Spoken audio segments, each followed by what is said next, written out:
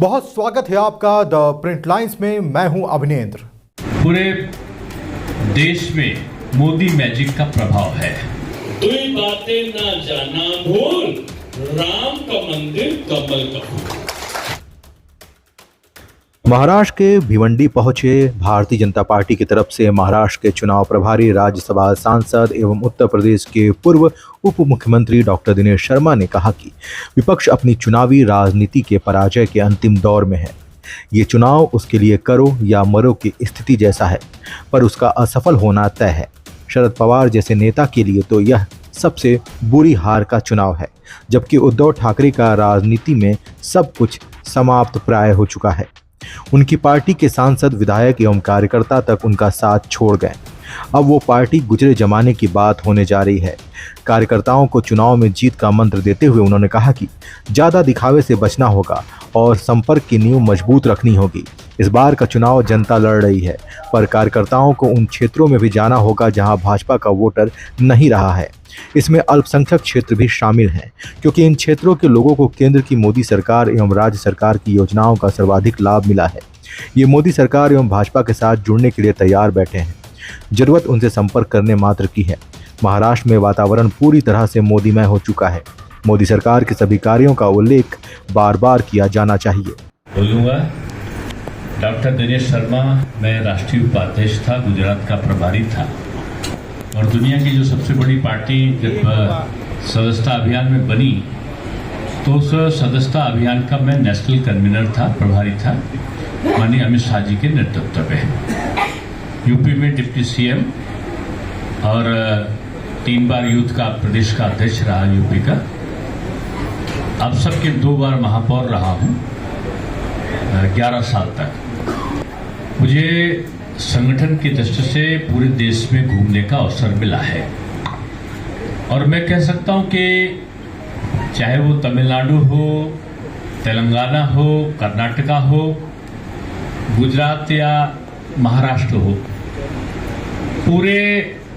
पूरे देश में मोदी मैजिक का प्रभाव है। और महाराष्ट्र में मैं समझता हूं कि जिस प्रकार से हमारे उत्तर प्रदेश में एक शब्द आता है प्यार, मोदी लहर आज पूरे महाराष्ट्र में चल रही है। और उसका कारण है कि उन्होंने जिस प्रकार से काम किया है और महाराष्ट्र को भी प्राथमिकता दी है, आज स्थितियां बदली हैं। जिस प्रकार से 2019 में शिवसेना ने जनमत का अपमान किया है और चुनकर आने के बाद उन्होंने कांग्रेस और एनसीपी के साथ में मिलकर सरकार बनाई, जनता इस बार इसका बदला अपने मतदान के द्वारा करना चाहती है। और बाबा साहब अम्बेडकर जी का जन्मदिन हम सब कल मनाने जा रहे हैं, लेकिन इस सरकार ने, जो हमारी पिछली सरकार थी उद्धव जी की सरकार ने, कांग्रेस से हाथ मिलाया। और कांग्रेस ऐसी पार्टी रही है जिसने 2 बार बाबा साहब को चुनकर ना जाए इसलिए हराने का काम किया। मोदी जी ने जहां जहां बाबा साहब से जुड़े हुए स्थान थे उनको पंच तीर्थ के रूप में बनाया। इस बार इस बात का भी प्रचलन है कि एक तरफ वो लोग हैं जिन्होंने बाबा साहब का सम्मान किया मोदी जी के नेतृत्व में, और दूसरी तरफ वो है कांग्रेस के लोग जिन्होंने बाबा साहब चुनकर ना आ पावे इसके लिए इनको 2 बार हराने का काम किया। और उद्धव जी ने निश्चित रूप में ऐसे अंबेडकर विरोधी लोगों का साथ पकड़ा है। और दूसरी तरफ वो लोग थे जिन्होंने श्री राम जन्मभूमि पर, बाला साहब ठाकरे साहब ऐसे लोग थे जिनका एक आवाज पूरे भारतवर्ष में प्रभाव रखती थी। और वो कहा करते थे कि कांग्रेस को इस देश की जनता दंड देगी जिन्होंने हिंदुत्व और सनातन का अपमान किया है। और उन्होंने श्री राम जन्मभूमि मंदिर आंदोलन का समर्थन किया था। लेकिन आदरणीय उद्धव जी ने उनकी योजना और उनकी नीति के खिलाफ काम किया।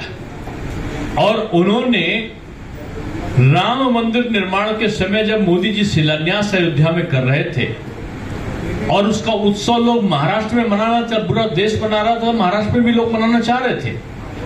कई जगहों पर श्री राम मंदिर का उत्सव मनाने वालों को गिरफ्तार किया गया।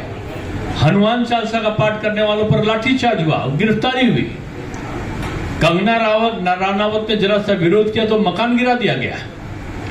ये कांग्रेस का संगत पाकर उद्धव जी ने, जो उनका सनातन का चेहरा था, जो उनकी हिंदुत्व की आइडियोलॉजी थी, उन्होंने गठबंधन बदला लेकिन अपनी आइडियोलॉजी भी बदल दी। और आइडियोलॉजी बदलने के कारण उनके सांसद, उनके विधायकों ने उनका साथ छोड़ा और उनकी सरकार गई।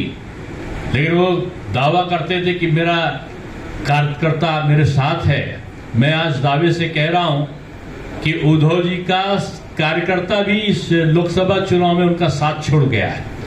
जो उनके पदाधिकारी हैं, जो उनके रिप्रेजेंटेटिव हैं, बड़ी तेजी के साथ में बीजेपी पे आए हैं।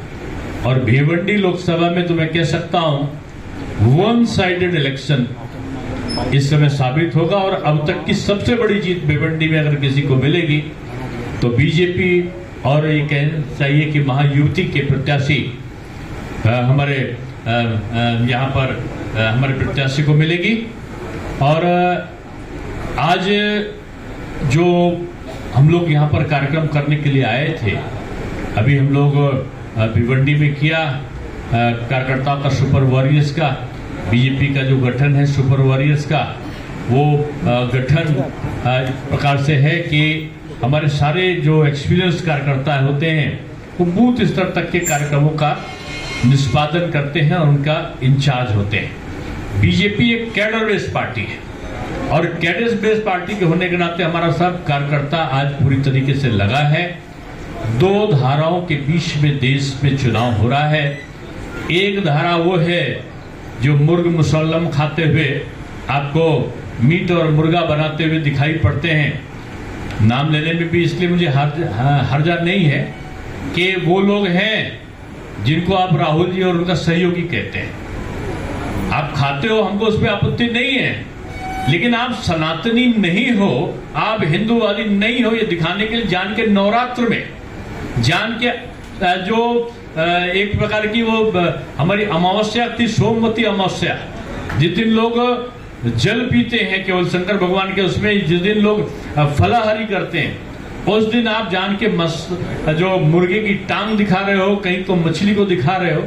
ये चुनौती दे रहे थे कि भारतवर्ष की जो सांस्कृतिक, जो सनातन के खिलाफ कांग्रेस की नीति है, जो उन्होंने डीएमके के इनको छोड़ रखा था उदयनिधि मारन को, कि वो कोरोना है, वो डेंगू है, मलेरिया कहने वाले, उनकी हम समर्थन कर रहे हैं। ये लालू और जो तेजस्वी जी हैं, उनकी संस्कृत का पोषण ये दिखाने के लिए कि हम सनातन विरोधी हैं, उन्होंने इस प्रकार का आचरण किया है।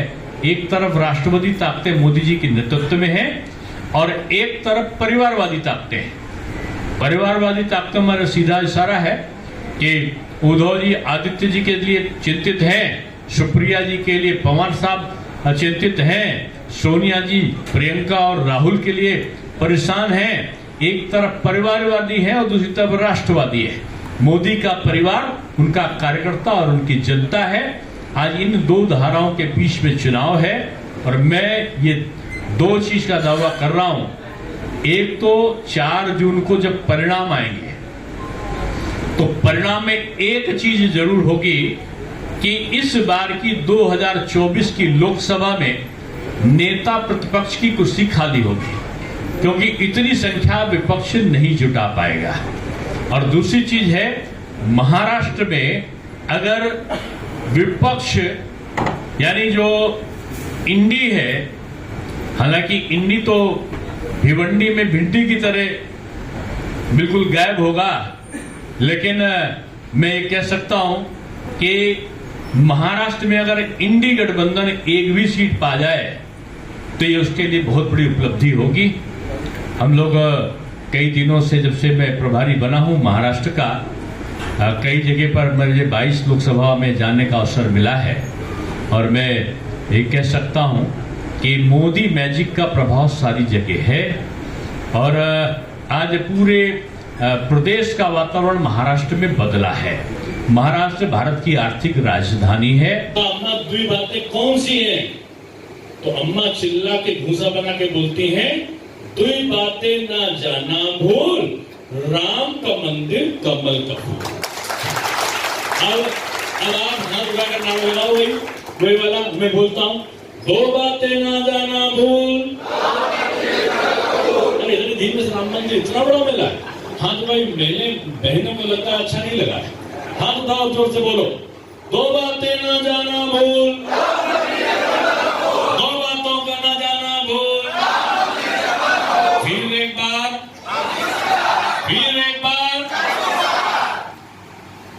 बार बार, अब की बार और जो 400 का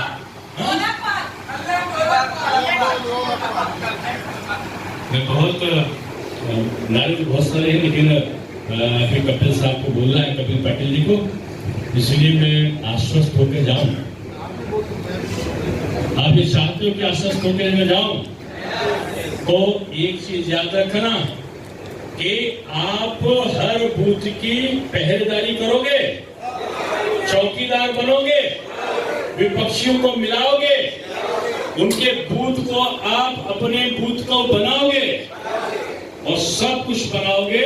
तो इसका मतलब है कि जैसे सपा बसपा मकपा भकपा लूट खा बेच खा, हम तो ये बोलते हैं जितना पार्टी है दलदल है। यहाँ शिवसेना उद्धव, शिवसेना पवार, कांग्रेस, ये कांग्रेस अब भारतवर्ष ऐसा बना है ना। पहले लोग बोलते साहब आपके मोदी जी ने एक साथ भिड़ गए मुझसे, एक टेलीविजन पे आ रहा था, तो एंकर ने कहा साहब यहाँ पर बैठे हुए हैं, ये कह रहे हैं कि मोदी जी ने भी, आपने देखो जब मोदी जी ने संसद भवन को बनाया तो कपिल साहब का फोटो आ रहा था टेलीविजन पे, आगे आगे बैठे थे एकदम नया संसद भवन में। तो किसी ने कहा कि मोदी साहब ने महाराष्ट्र तस्वीर झुकाए में था, मोदी जी ने उसका नया जो बनाया संसद भवन में, तो धाड़ का वो एकदम काटने वाला शेर बनाया। तो लोगों ने कहा साहब ये मोदी जी ने, वहीं पत्रकार मुझसे राज्यसभा का उस दिन मुझे टीवी पे बोलना था, तो उन्होंने कहा साहब ये मोदी जी ने बदल दिया, हर चीज बदल देते हैं। उन्होंने कहा क्या बदल दिया? उनका शेर अच्छा खासा आराम से था, उसको दहाड़ता वो शेर कर दिया। मैंने कहा मेरे भाई ये मोदी युग है, ये नेहरू जी का इंदिरा जी का युग नहीं है कि पाकिस्तान से गोली और हिंदुस्तान में प्रधानमंत्री कांग्रेस का सफेद कबूतर, जहां वो गोली चलाता था और हिंदुस्तान का प्रधानमंत्री सफेद कबूतर उड़ाता था। हम कहा अब मोदी जी हैं, अब यहाँ इंदिरा जी का सफेद कबूतर, नरसिम्हा राव का सफेद कबूतर, मनमोहन सिंह का सफेद कबूतर अब ये नहीं चलने वाला है। शांति का प्रतीक आई लव यू पाकिस्तान नहीं होगा। अगर उधर से गोली चली तो उधर से गोला, उधर से गोला चला तो उधर से बम, और उधर से बम चला तो तैयार है परमाणु बम, और घर में घुसकर मारेंगे। और घर में घुसकर मारकर उन्होंने दिखाया कि यहाँ से एक घटना घटी, और घटना के बाद जहाज उड़कर पाकिस्तान के ठिकानों पर गए, बम को मारकर लौटे। जहाज किसी तरह से एक्सीडेंट हुआ है, उसमें अभिनंदन पायलट पाकिस्तान की धरती पर उतरा, गिरफ्तार हुआ। और जानते हो फिर क्या हुआ?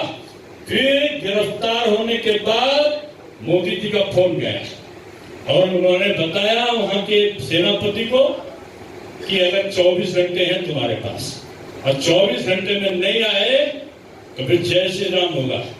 और जय श्री राम के उसके मैं नहीं कह रहा हूं, उनके प्रधानमंत्री जब इमरान खान बदले तो उन्होंने आरोप लगाया कि हमारे वहां का जो सेना का जो अध्यक्ष था, सेना का जो चीफ था, वो कांप रहा था मोदी जी के फोन पर। और 24 घंटे के अंदर अभिनंदन हिंदुस्तान की सेना पर आ गया।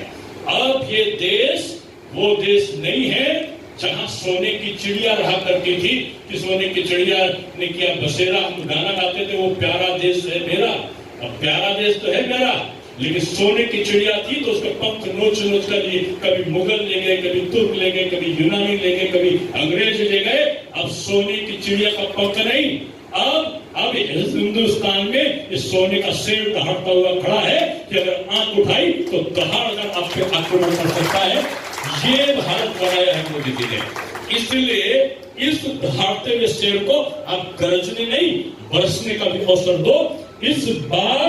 इस बार जो 10 साल में नहीं किया है वो 10 साल में नहीं, अब की आने वाले 5 साल में होगा, जो भारत ही नहीं पूरी दुनिया लोहा मानेगी इस बीजेपी और एनडीए की सरकार का। और उसमें आपका योगदान एक गिलहरी वाला होगा कि जैसे राम सेतु बंद रामेश्वरम बन रहा था तो उसमें बंदर ऋष वानर भालू राम का नाम लिखते थे और वो तैरने लगता था, और जो तैरने लगता था जानवरों वो तैरता हुआ जब जाता था तो पुल बनता था। तो एक गिलहरी छोटा छोटा ईंट लेकर उसमें अपना डाल रही थी, तो लोगों ने कहा गिलहरी तेरी ईंट डालने से क्या होगा? तो उस गिलहरी ने कहा कि जब ये पुल बनकर तैयार होगा और लोग पूछेंगे कि कौन कौन लोगों ने बनाया था, तो हम भी कहें तो लोग ये भी कहेंगे कि एक छोटा सा योगदान इस गिलहरी का भी था। जब देश का प्रधानमंत्री बनेगा तो लोग पूछेंगे किसने बनाया, तो ये बात आएगी कि भिवंडी के कल्याण वालों का भी एक योगदान था। ये आप पर जाना जाएगा। और मैं जान लो, इस समय जिसने भी मोदी का नाम छोड़ दिया उसकी हार निश्चित है। पूरे भारत का ये विपक्ष है ना, तो मोदी को गाली देते हैं, जैसे था कि राम का नाम लिख रहे थे तो पत्थर चला जाता था। अब ये विपक्ष वाले भी क्या है, कहीं कहीं मोदी जी की तारीफ करते हुए दिखाई पड़ रहे हैं। क्यों? एक बार हुआ कि राम जी का जो सेतु बंद रामेश्वरम बन रहा था तो राम नाम लिखते थे पत्थर में डाल देगा कि राम के नाम में इतना असर नहीं हो सकता, चलो मैं भी चलता हूं समुद्र में और मैं भी पत्थर डालता हूं। आपको पता है कि बूथ से वोट निकालने हैं, आपको पता है कि पर्ची को बांटना है, आपको पता है कि हमारा पन्ना प्रमुख तक के लोगों को ई रिक्शा लगानी है, निकालना है, मीटिंग करना है, सारी चीजें पता है। लेकिन जो मुख्य बात है वो ये है कि हमारा चुनाव एक महाअघाड़ी और महायुति के बीच में है। हमारे साथ एनसीपी पवार गुट अजीत पवार दादा और शिंदे साहब का शिवसेना साथ में है, आरपीआई साथ में है। हमें बीजेपी के कार्यकर्ता के साथ साथ एक और जिम्मेदारी मिली है, बड़े भाई की। और बड़ा भाई शिवसेना और अजीत पवार दादा की एनसीपी का बीजेपी है, और घर के बड़े को छोटों को मनाना भी पड़ता है और साथ में रखना भी पड़ता है। तो आपको जो अजीत पवार जी के एनसीपी के लोग हैं, हमारे शिवसेना के शिंदे गुट के हैं, उनको तो खुलेआम साथ मिलाना है। और रात के अंधेरे में आपको, यानी रात के अंधेरे मीन्स अप्रत्यक्ष रूप में जो जाने वाली शिवसेना है, अब की ये उद्धव जी की शिवसेना का मतलब आखिरी बार शिवसेना कहलाने वाली होगी। इसके बाद तो लोग भूल जाएंगे कि वो शिवसेना थी, बिल्कुल सांसद गया, विधायक गया। अब जनता और इसका मेन पदाधिकारी नीचे बीजेपी की तरफ आ रहे हैं। मैं नहीं जानता यहाँ क्या स्थिति है, लेकिन हर जिले में भारी संख्या में जो बूथ इंचार्ज उनके हैं, उनकी जो बस्ता लगाते थे शिवसेना और एनसीपी का या कांग्रेस का, वो आज मोदी मैजिक के नाते वो बीजेपी के साथ में है अंदर से। और सारे काम करना, ये काम आप जरूर करना कि जो बस्ता लगाने वाले लोग उनके हैं, चाहे वो कांग्रेस के हो, चाहे वो एनसीपी शरद पवार जी के हो, चाहे शिवसेना उद्धव जी के हो, और चाहे मैं तो भिवंडी के पास वाली सीट है जहां समाजवादी का है, तो मैं तो वहां के लोगों को भी कहूंगा कि समाजवादी के भी बस्ते नहीं लगे, जबरदस्ती नहीं, उनके निचले कार्यकर्ताओं को आप अपने में मिला दो। बाबा साहब का कल जन्मदिन है और ये आपको सिद्ध करना पड़ेगा कि बाबा साहब को हराने वाली कांग्रेस थी दो बार, लोकसभा में भी और लोकसभा में भी और उपचुनाव में भी। ये कांग्रेस बाबा साहब विरोधी है। और बीजेपी के मोदी जी, बाबा जी जहां जहां गए, जहां पैदा हुए, जहां पढ़े, जहां रहे, पंचतीर्थ 5 स्थानों को उन्होंने बाबा जी का स्मारक बनाया है। पंचतीर्थ नाम रखा है। यानी एक तरफ वो है जो बाबा साहब अम्बेडकर जी के समर्थक हैं मोदी जी के नेतृत्व में, एक तरफ वो है जो बाबा साहब को हराने वाली कांग्रेस के साथ में, यानी बाबा विरोधी और बाबा साहब समर्थक गुटों के बीच में चुनाव है। एक तरफ कांग्रेस वो है जिसने राम जन्मभूमि को कहा था कि इसमें राम जी का जन्म हुआ, ये पता ही नहीं, ये काल्पनिक है। राम सेतु बंधु रामेश्वरम है नहीं, राम मंदिर का पता नहीं, ये एफिडेविट देने वाली कांग्रेस के साथ में कौन है, जिसमें बाला साहब ने जिस शिवसेना की नींव रखी थी कभी, उनके बेटे ने, बाला साहब के बेटे उद्धव जी ने बाला साहब की इच्छाओं को कैसे तोड़ दिया। बीजेपी आज बाला साहब के उद्देश्यों को पूरा कर रही है कि राम का नाम छोड़ा नहीं, राम मंदिर बनाकर दम लिया, सनातन की रक्षा का प्रण छोड़ा नहीं। आज भी हिंदुत्व और सनातन का जो रक्षण है उसका भार बीजेपी संभाले है। इसलिए आपने देखा होगा कि कांग्रेस के साथ जाने के बाद उद्धव जी के विधायक भी गए, सांसद भी गए। इस लोकसभा चुनाव में अब उनका कार्यकर्ता भी जाए, उनका पदाधिकारी भी जाए, ये हमारे सुपरवादियों को करना है। और इसलिए करना है कि उद्धव जी ने अपना रामनामी चोला उतार लिया है। अब वो राम विरोधी कांग्रेस के साथ में हो गए, अब वो अम्बेडकर विरोधी कांग्रेस के साथ में हो गए। एनसीपी तो अपनी, मैं तो कहूंगा कि वो राजनीतिक रूप की आखिरी सांसें ले रही है।